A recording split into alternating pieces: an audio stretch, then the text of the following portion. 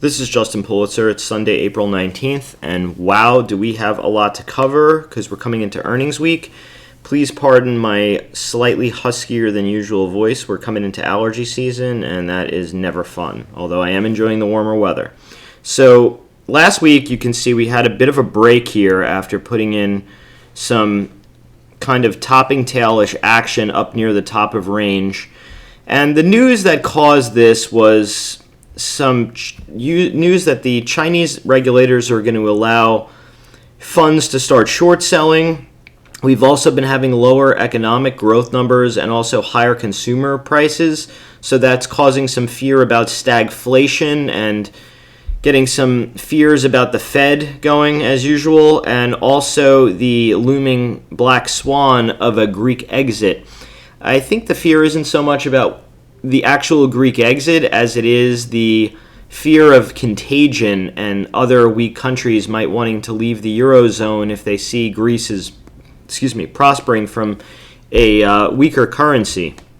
I think that these strong currencies have been hurting those countries tremendously and has been hampering their tourism and foreign investment and such. So I think the uncertainty of that is also weighing on the market. But more so in technicals, these were back-to-back poor highs. They wound up causing a liquidation break. You can see this is just, we've been in a responsive, low-conviction market. Once you get up to highs, people sell it. You can see back in this pattern here, we came down to retest the lows of the range about 3 times. If that were to happen here, and you can see it is possible, that would bring us back down to like the 204 area. And there is some potential more downside if that doesn't hold and snap. However, there are a couple of lines in the sand ahead of there, and one has been the 100 MA, which had been some support here, roughly some support here, although we did go below it a bit, and you can see we kind of chopped on either side of it back in these bad old days. So it wouldn't surprise me to see us come down to that 100 MA here, which coincides with the breakout of this range, that 206.42, and also a trend line from these lows back here. So any weakness on, like, let's say Monday, I think could take us down there. There could be some type of an overshoot, and we do come down to somewhere between this 205.38 and these 204s, which I've been discussing. I'd be looking to put on some type of a put ratio with the terminus being there or slightly lower. I'm going to discuss those levels now if this does fail. So if these lows fail, are we going to just completely fall apart? And my answer to that is it's possible but unlikely, and I'm going to show you why. You can see that of this range, we have a 61.8 Fibonacci retracement down in the 203.38, and there's a really big looming gap fill in SPYs, which coincides with an old high and a breakout at 201.90. And look what that happens to coincide with. This area, if it takes a couple of days, would coincide with roughly where the 200 MA is, the channel low, and also this sort of unofficial regression line that I've drawn in from back from like the 2009 lows. The 2011 lows. And you can see it caught us the last time. You can see it caught us the last time here. So I think that this area would have a lot of sort of responsive action, and you can see it also sort of picks up where there's a volume distribution. So I think that that area would be a phenomenal right or right out trade. So somewhere between this like 204 and 202 area, I think is a good area to maybe sell some out of the money, near dated, out of the money puts, or to start looking at quote unquote BTD. Now that we've covered the downside, I also want to discuss that there's the potential for some type of a surprise gap and a move to the upside. Now, if that does happen, I think that if we can get above this high of day from Friday, which is the 209.23, we will easily fill this gap up into this 210 area. Now, if we could take these poor highs here, these double highs, and get over this 211.04, then I think it's possible that we get that full fit move up here to that Fibonacci extension up close to the 214s, this 213.40 and 214.17 that I've mentioned in prior videos, and with a potential upshoot to this sort of up channel here, which is currently in the 216s. It may be higher by the time we get there. But you can see we've made these marginal, the incremental higher highs here. Maybe this time sort of the same type of a thing. So if we get up here, this to me would be a good cautionary area to start liquidating and lightening up on longs. And if we did get up somewhere to the channel high, then I would start thinking about right or right out types of shorts. There's something I'm going to be discussing throughout this video, and it's if anyone who's followed me for a while on the stream, I often talk about shake and bake. And shake and bake just means that we get a down move ahead of a big up move, and that's going to kind of be my theme for earnings and ideal, quote unquote, ideal setups. So let's keep going. Let me show you. There's some relative strength here, and still in IWM. That's the small caps for the Russell, and you can see that that is well above the old high, which is that 201.97. Still above the 50-day moving average, and sort of just in this chop range. And we did come off of a slightly higher high, which I would say is, I guess it's low conviction, but it's still a feather, quote unquote, in the cap for the bulls, because we are coming off of a new all-time high. It's very rare that you just completely, the market completely falls apart coming off of an all-time high. Usually there's some people who miss it, and they're looking to, BTD. So that said, we did break this trend line here slightly. We had some violations here, but on Friday it was a gap and hold below. So any rally back up, I think, really has to get back over there. Or there's some risk of getting down to the 50-day, which is there could be some responsive buyers off of this hammer low, or possibly to the channel low, which would take us a slightly bit lower and get sort of approaching that 120.97, although we wouldn't quite get there. There would be some, I think, responsive action at these lows in the 121.54-ish area. So that's what I'm keeping an eye on with IWM. Qs also have been making lower highs, and I'm going to discuss this with regard to Apple in a little bit, but you can see that also here is starting to break a trend. We're below the 50 and the 20. However, we are above the 100, and I think that this sort of area between 106.25, then there's 105.26, and then 104.58 is sort of the breakout range. And anything in here is really has been really choppy, as you can see. So I don't see any reason for that pattern to change just yet. If we do happen to kind of, quote, crackaroo, we could come back down to this 103.20 to 102.80, and I think that area would find some price memory for the Fibonacci level, the retracement, and also the gap fill. If that happens to not hold and we get some type of a really nasty cascade, I think the backside of this prior downtrend line with the coinciding with the 200-day moving average and also this sort of reference area of the 101.75 could be in play. That would be an enormous move. I don't really see why that would occur unless Apple really falls apart and possibly Google. I'm going to talk about that in a little bit. So just keep this in mind, that this area is a lot of push me, pull you. This could just be setting up with some type of a consolidation for a big move up higher and to a reach of, oh wow, I don't have the Fibonacci extension on here. I will do that hopefully by next week, possibly by Wednesday for our Periscope session. But let's just be a little cautious with the Qs, although I do think that this area would set up for right or right out by the dip around this 104.58-ish area, maybe slightly lower with a little bit of a move down to, like, let's say between 104 and 104.58. That's really the key level to hold.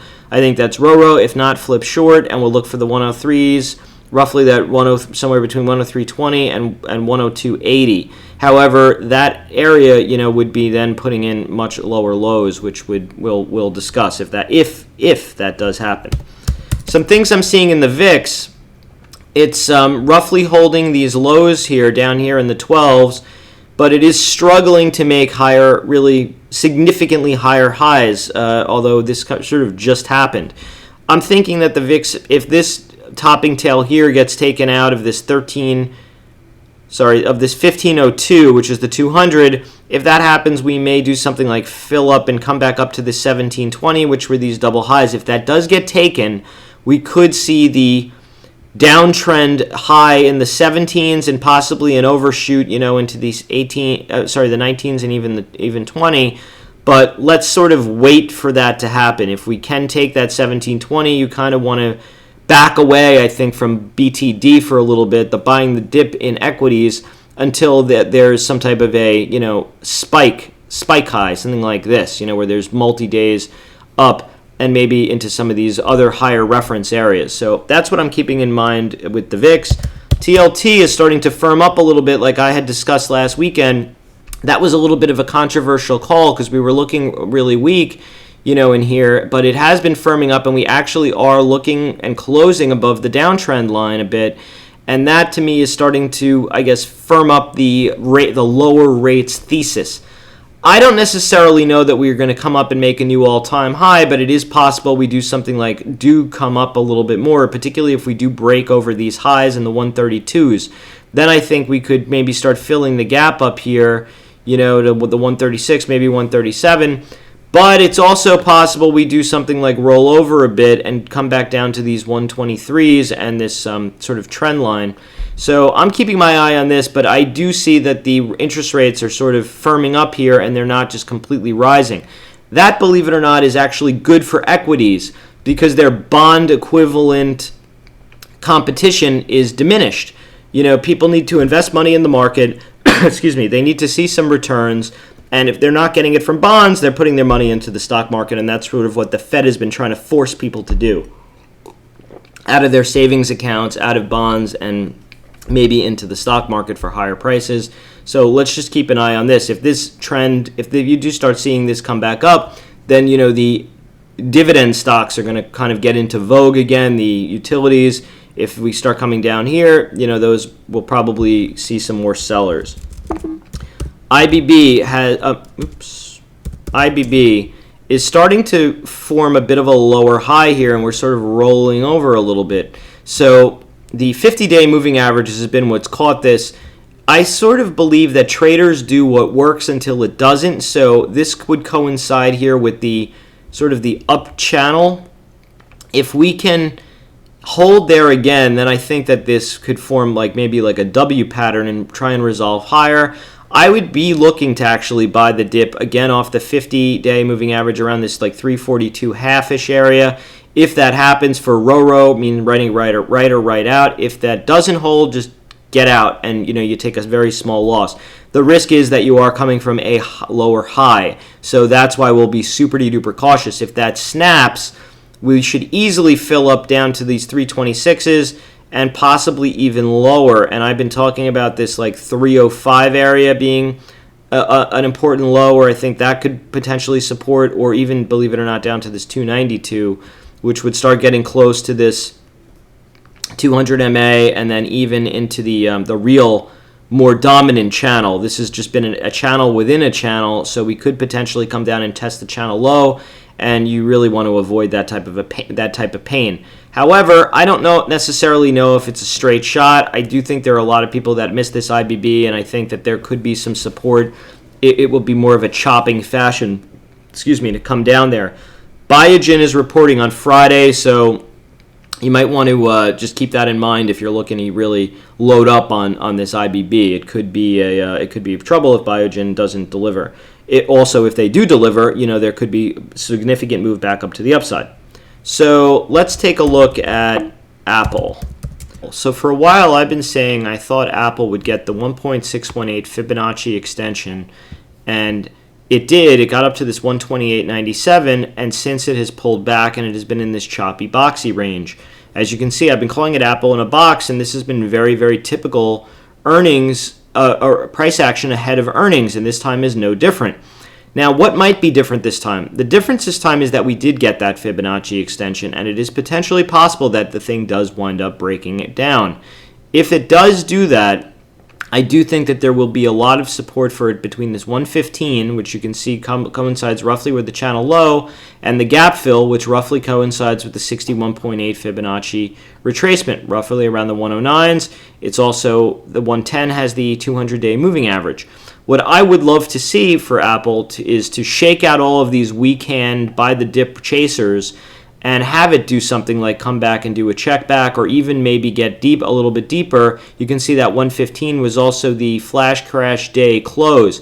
I'm currently playing this with a put ratio. I'm long the 121 puts and short 2 times the 119 puts. They expire this Friday, so I wouldn't be exposed to earnings risk. So if I would love to see the shake and bake where Apple does something like where it comes down and then does the bake and has some type of a gap up and rally back higher. So I'm currently involved in that, and I'm also long 115 puts and short 2 times as many 110 puts. Coincidence on these levels? No, they are very well calculated and thought out. So that's what I'd like to see with Apple, the shake and bake. But maybe the stock is showing a little bit of weakness here since we did snap that 50-day for the first time in a while. Traders have been playing it against that 50, so that would give me a little bit more confidence that we do potentially see some type of a pullback. If we do wind up just rallying back up and coming back up into the chop zone, keep in mind, Apple really needs to clear the 129.85. That was the high of day pre-market on the day that they announced Apple was going into the Dow Jones Industrial Average. Anything below that area to me seems like there's still some vulnerability to the downside. If we do wind up taking that, then I think the move for Apple will be out of the box higher into the 140s and potentially 150s, depending on how long and when it takes it. So that is my opinion on Apple. So with regard to the stock, again, like I said, the chop and possibly look for the shake and bake. That would be the ideal scenario for Apple going into earnings. Amazon. I've been saying I think that this stock could make new highs. These highs now, this sort of double top are now poor highs, so the back away ahead of the number is actually healthier. So what I'd be really looking to do with Amazon is if there is a real shake and bake ahead of this, I would love if this thing just came down, took out all these stops here from all the people who probably have their stop loss orders set here, and the stock cascaded down and got close to somewhere in this earnings bar. The low is 340, the high is 360, so it is a bit of a range. But I think that a move into that range, like sort of the lower end of that range, would set up for a good buy the dip, and it would take out a lot of the weak hands who might normally sell on a disappointing number. That could also set up as a great short as a kind of prelude to earnings. So what I would do is if we do come down here, and particularly if it's in a sharp fashion, which to me is always the best because it would build up the IV, is to sell some out of the money puts down here near trend and also the gap fill, which coincides with this like 311.78, so like 312-ish area, 310s. If you could sell those puts, I think that those would be fairly safe, quote unquote, for earnings. So that is what I'm thinking. They report Thursday, so just bear that in mind if you're playing the stock between now and then. Baba. This thing has been an absolute piece of you-know-what, insert expletive. It's in a bit of a down channel, and I've taken the liberty of drawing the lower part of the channel here. There aren't really points to connect. I basically drew it from this lower high on. I guess sort of drawing channels is it takes a little bit of an artiste, and I love a good party, to quote the Joker from the original Batman. So this, to me, you can see these lows are really key. This 80, basically this 80 level, I think that would be the right or right out for a buy if you're looking to buy the dip. If it's wrong, we could flip short and potentially really dump to this channel low, which is really right now in the 72s. The IPO was like the mid-60s. I don't necessarily know if that happens. What I could really easily also see having happen is some type of a look below and fail, and then the stock rally back up.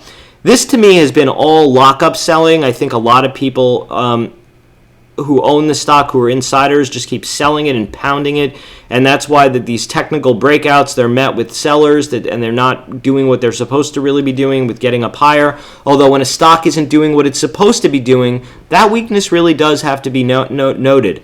And I think that there are sort of better fish to fry than Baba, but if you do get some type of a really sharp down move that takes out these people, particularly ahead of earnings, it might set up for some type of a bounce, particularly for the earnings.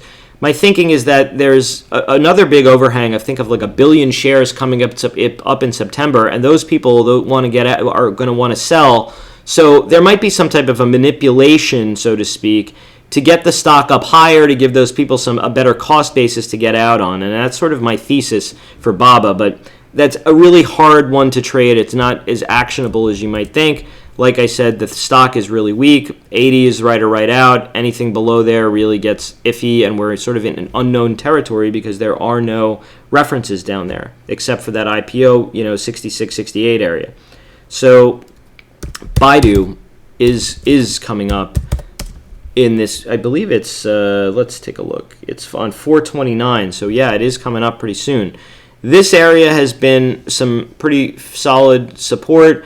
When Baidu last reported, they had an after-hours low down in the 191, so you can see we sort of started breaking this channel here. We did wind up having some responsive buyers and closing above it. I would like to see something like some type of a weakness into the earnings, and then for earnings maybe play for a bounce back for like a check back to the breakdown or to the prior downtrend line. If we do get some stronger movement into the print, it starts getting a little bit more iffy. You can see the reference high up here is sort of mid-channel. So I don't necessarily disagree if you want to buy a little bit of BABA and use Friday's low of day as a stop. I'm sorry, not BABA. Baidu's low of day as a stop. Maybe somewhere between that Friday low of day and like 199.70. So this area, I think that the lows are poor though, so that they might be repaired with a move lower. That's what I would love to see ahead of the print, to shake out all of these weak hands who have their stops here, kind of hunt the stops and get them out ahead of time to set up for the long for earnings. But it is also potentially possible we don't, and we just rally back up. So if you want to play long, I think playing against those lows are okay. If they break, we could try right or right out short. And then my thinking is if we could wash out ahead of time, it might set up for a long for earnings. If it doesn't wash out, to me, it's a little bit more iffy. Facebook. So Facebook, I think, could be one of the shake and bake scenarios. You can see we had a high here in the 82s and came down here. This was like an $8.63 decline.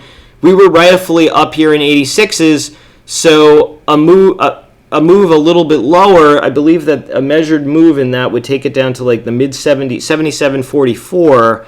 So that's sort of like in this range here, roughly where this was.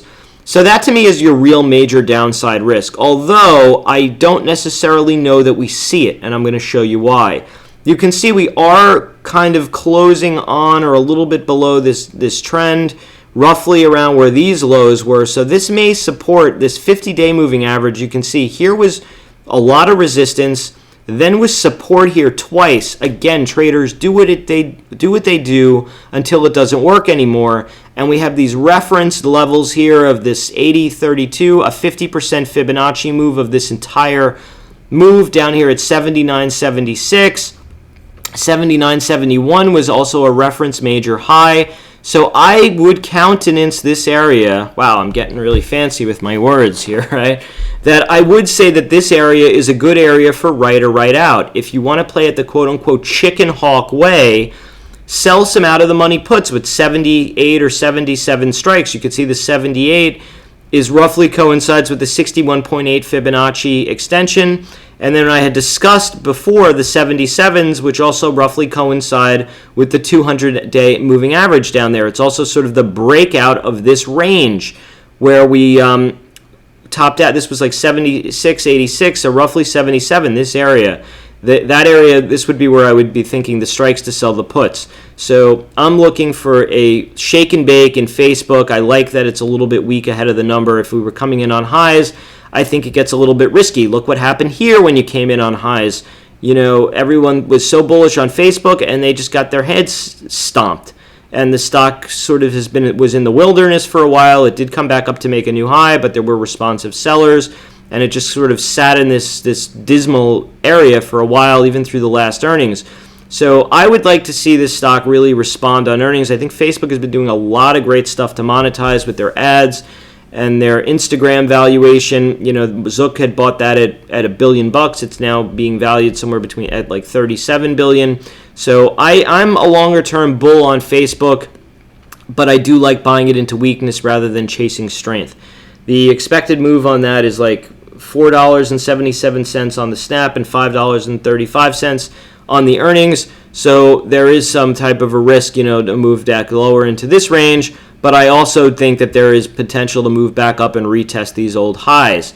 So I'm looking to kind of buy the dip in Facebook. I've been doing some personal stuff on the stream. I don't want to discuss my position too much on here just because we're running low on time. But that, and I want to get through more symbols. But I am bullish on Facebook, but like it into weakness rather than chasing strength. Twitter. This is another one. You want to buy this on weakness, not into strength.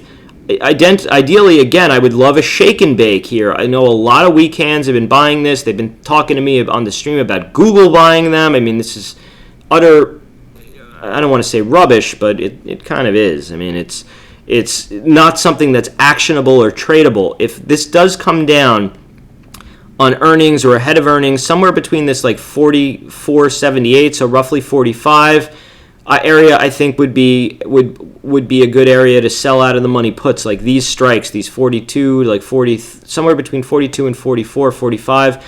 Those strikes I think would be quote unquote okay for earnings.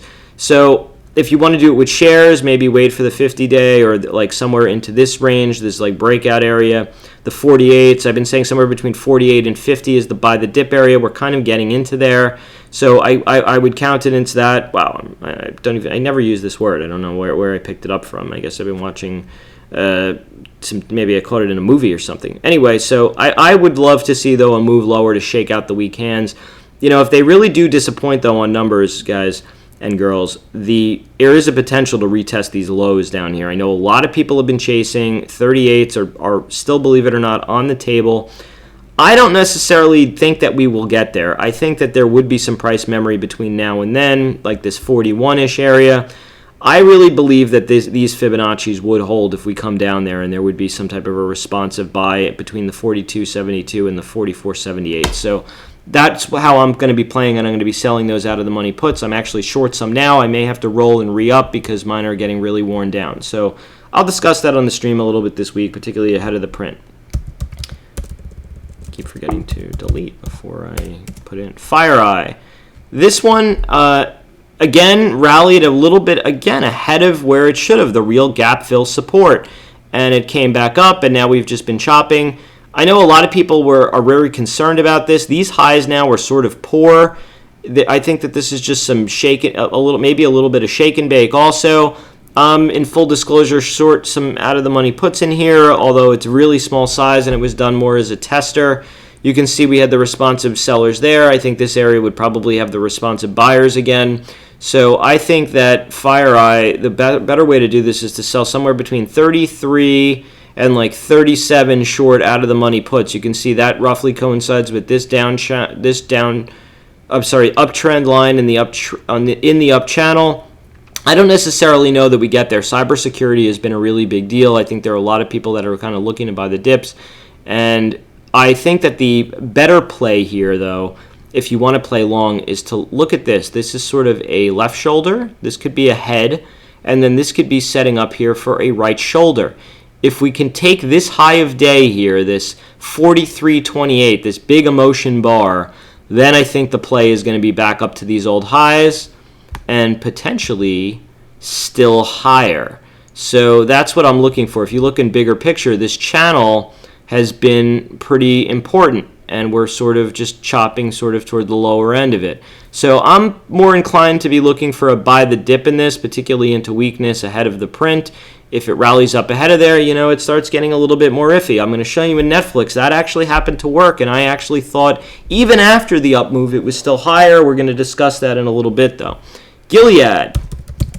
I'm currently in a 98-95 put ratio, and I do longer term believe in Gilead and think it's going to fill the gap to the 108s. Maybe it doesn't on earnings, but we're sort of at an iffy area here. We're roughly on this sort of trend from here. We got below it, and we're back to it, and it's roughly the 200-day moving average in the 100 MA. So I think a move lower, these 98s here, which were the kind of support here that gave, and then I think down here in the 95s will be a good reference at level. So that's sort of my play here for maybe some type of a move a little bit lower.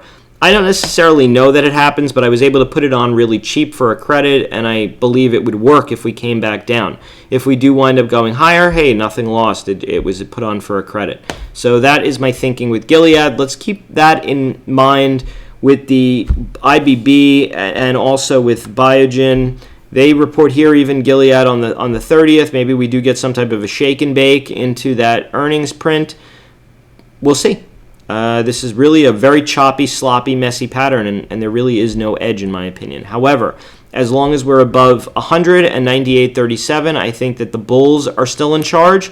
Anything below there to me gets more iffy and bearish. And again, a filling up of the triangle. We did do it here. I've been talking about short. Wound up the position wound up being stopped out, but on the balance, which is okay, no big deal. Came back up, and now we're coming back down. So this area to me is really, really key to hold. If it really breaks, though, the risk is to come back down to these lows here in the 84s, somewhere down where the primary trend is. And down there, I would be a buyer in size for right or right out type of action with shares, or even to sell the out of the money puts, or even maybe both. Google coming into earnings. Double top, I think I was the only one who was saying to sell up by the 577s and 580s. Most guys I was watching on the stream were first chasing it long after these moves. Incredible. Happened.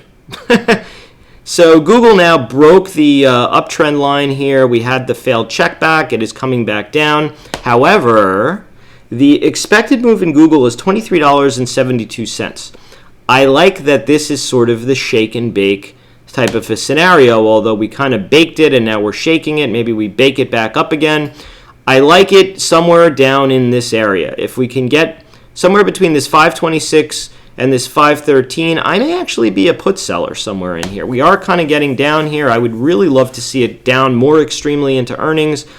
I think that the play might be is if we could make a higher low here or fill this gap ahead of the number, then I would be looking to buy Google long. My issue, though, with Google and the big caveat here is that their EU is sort of trying to break them up and Microsoft them, so to speak, and really hobble them as a monopoly for their use of promoting their own brands, like Gmail and their documents and all that good stuff. So this could be a little bit iffy. It does have a lot of headline risk, although I think everyone sort of knows that now. And I would be looking, if Google rallies ahead of the print, it could set up as a short. If it's really weak and it dumps with some type of a market correction and it gets back down sort of these lows, then I actually think that the risk starts bending back up. You can see the stochastics are rolled over. We're below the lower line. Multiple days down of selling. I mean, are all of these people really selling ahead of the number just to puke it again on the print? That's sort of my logic and rationale. I'll discuss a little bit more on the stream about how I'm going to play that. What is going to loom large for early next week, for Monday and Tuesday in particular, is IBM. This stock has been really not so good. It gapped down, and it's just been in the wilderness, chopping, and we are starting to make higher lows, though, with equal highs.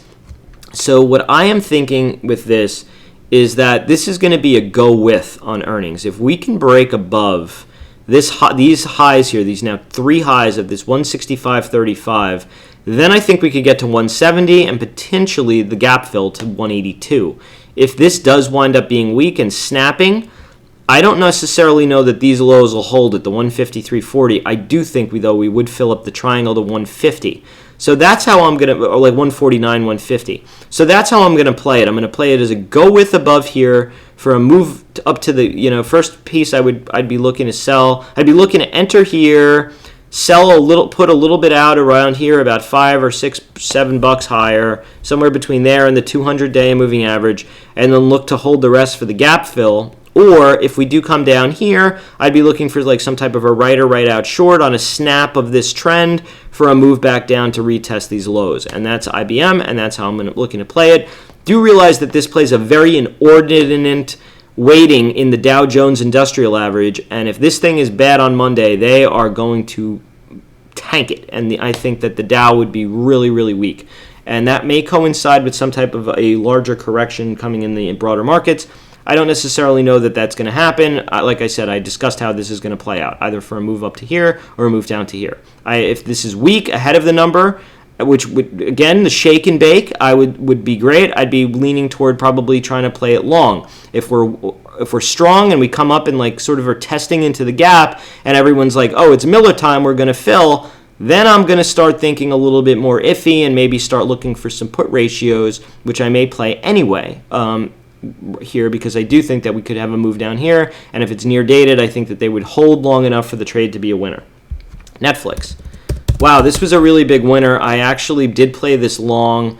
I was discussing on the stream with this guy, Yogi Bear, how to play this, and I played it with a long 550 call ratio, being long the 550 calls and short 3 times the amount of 580s out of the money.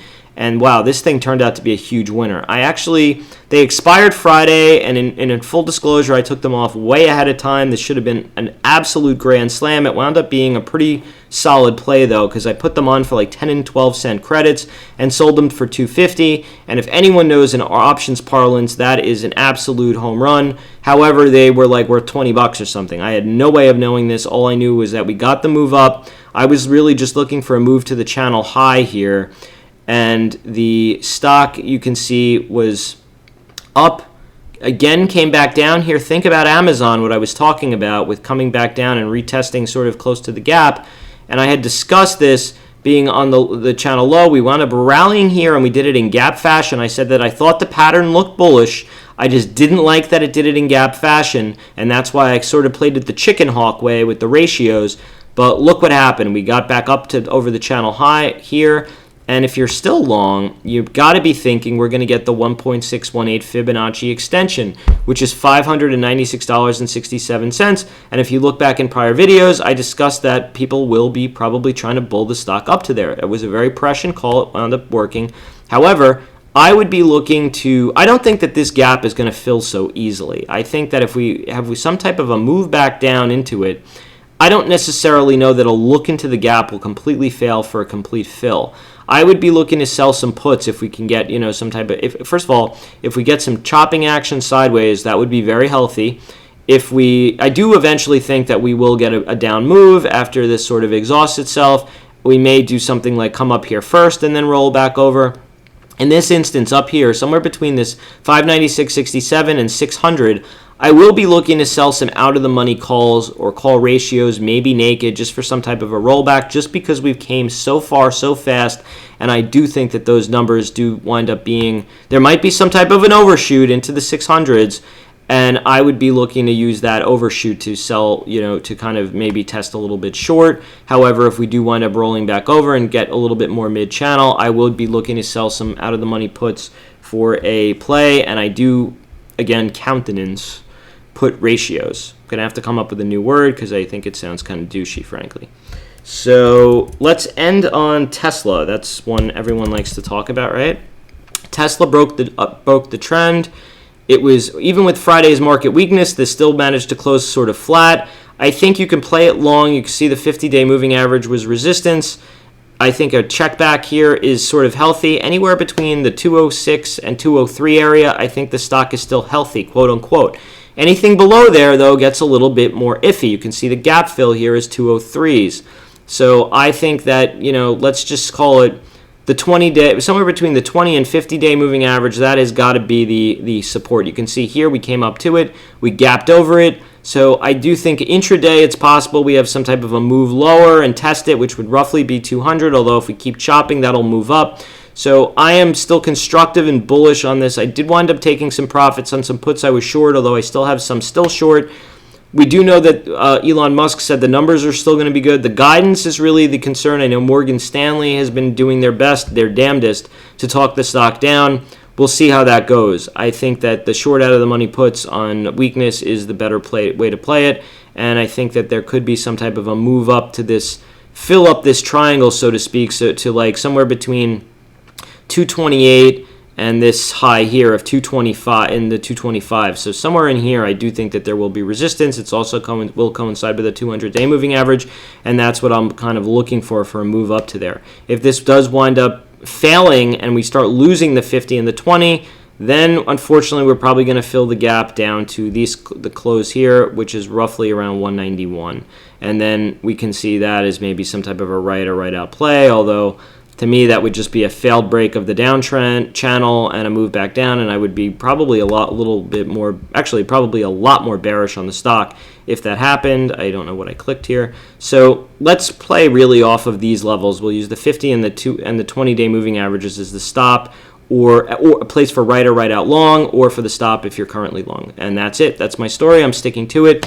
If you're not following me on Twitter, get that done. My handle is @JustinPulitzer. Be sure to hit the like on this video. If you have any comments or questions, please feel free to hit me up either on Twitter or leave it in the comments on YouTube. So let's have a good week. I'll see you guys on Wednesday for my midweek Periscope update. If you follow me on Twitter, you'll be able to find me on Periscope very easily. And cheers.